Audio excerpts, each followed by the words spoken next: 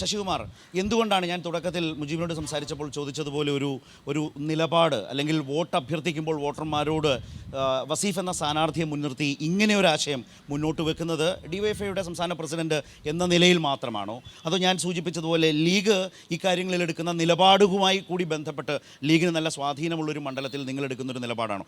അവരുടെ രാഷ്ട്രീയ തീരുമാനങ്ങൾ കൂടി നിങ്ങളുടെ ഈ നിലപാട് വിശദീകരണത്തിന് വിധേയമായിട്ടുണ്ടോ? അദ്ദേഹത്തിൻ്റെ വിശദീകരണങ്ങൾ എത്രമാത്രം വെച്ചുമാറ്റം അടക്കമുള്ള കാര്യങ്ങളിൽ താങ്കൾക്ക് സ്വീകാര്യമാണ്? ഇവിടെ പറഞ്ഞ പോലെ ഇന്ത്യയുടെ ഭാവി രാഷ്ട്രീയത്തെ നിർണായകമായി സ്വാധീനിക്കുന്ന ഒരു തെരഞ്ഞെടുപ്പാണ്. അപ്പോൾ അതിൽ ഈ മലപ്പുറം മണ്ഡലത്തിൽ നിന്ന് തിരഞ്ഞെടുക്കപ്പെടുന്ന രണ്ട് സ്ഥാനാർത്ഥികൾ, രണ്ട് പ്രതിനിധികൾ പാർലമെൻറ്റിൽ എഫക്റ്റീവായി ഇടപെടാൻ കഴിയുന്നവരാണ്.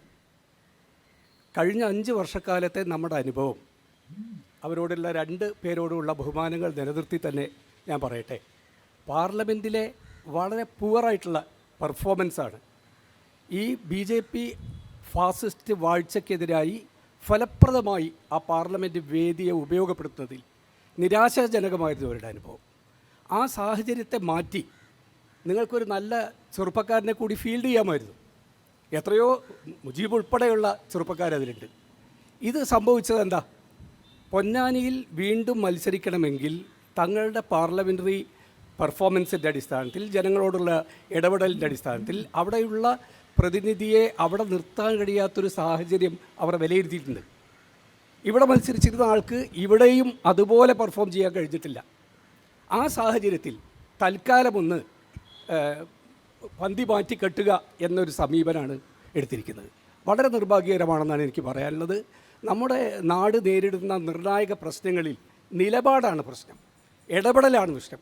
കഴിഞ്ഞ 5 കൊല്ലക്കാലം കേരളത്തെ പ്രതിനിധീകരിച്ച് പാർലമെൻറ്റിൽ നടത്തിയ പ്രതികരണങ്ങളിൽ ജോൺ ബ്രിട്ടാസിൻ്റെയും എളമരം കരീമിൻ്റെയും ശിവദാസനെയും പോലുള്ള ജനപ്രതിനിധികളുടെ 4 അയലത്ത് എത്തിയെന്ന് നെഞ്ചത്ത് കൈവച്ചുകൊണ്ട് എൻ്റെ പ്രിയ സുഹൃത്തുക്കൾക്ക് അവകാശപ്പെടാൻ കഴിയുമോ? അത്രയും പുവറായിരുന്നു ആ പെർഫോമൻസ്. അതുകൊണ്ട് ഇത് വാസ്തവത്തിൽ ഒരു ഒളിച്ചോട്ടമാണ്, ജനങ്ങളുടെ മുമ്പിലുള്ള ഒരു ഗിമ്മിക്സാണ് എന്ന് മാത്രമാണ് എനിക്ക് തോന്നുന്നത്. ഇത് ജനങ്ങൾ തിരിച്ചറിയും. അതുകൊണ്ട് തന്നെ വസീഫ് എന്ന് പറയുന്ന സ്ഥാനാർത്ഥിക്ക് ഞങ്ങൾ പ്രതീക്ഷിക്കാത്ത സ്വീകാര്യതയും അംഗീകാരവുമാണ് ഈ മണ്ഡലത്തിൽ ഇതിനകം ലഭിച്ചു കഴിഞ്ഞിരിക്കുന്നത് എന്നാണ് എൻ്റെ അഭിപ്രായം.